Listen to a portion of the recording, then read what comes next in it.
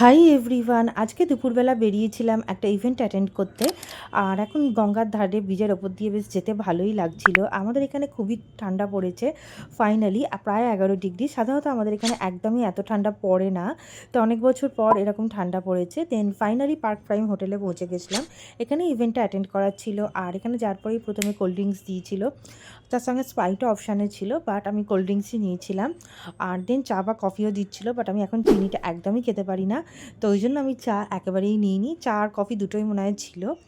আর দেন এখানে প্রোগ্রাম শুরু হচ্ছিল, তার আগে সব প্রজেক্টরে ঠিক করা হচ্ছিল। আর আমি আর বাবাই সবার ফার্স্টে পৌঁছে গেছিলাম, মানে একদম ফার্স্টে পৌঁছে গেছিলাম, তারপরে অন্যরা এসেছিল। দেন ইভেন্ট হয়ে যাওয়ার পরে প্রথমে বাসটা এলো, এটা ছিল বেহালার বাস, এখানে কাকা উঠে গেল। আর দেন তারপরে আমাদের বাসটা আসছিল, আর আমার বাসে বসেছিলাম, বাসের স্টেশনটাতে বসেছিলাম, বাসের জন্য ওয়েট করছিলাম।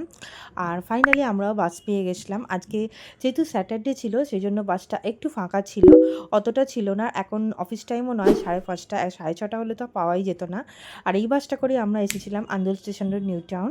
আর দেন আমাদের এখানে একটা প্রোগ্রাম চলছিল, মানে মেলা বসেছিল, আর মেলাতে গান চলছিল। বাট কপিরাইটের জন্য আমি একটুও গান দেখাতে পারবো না, ভিডিও আপলোড করলে ভিডিও ব্লকড হয়ে যায়।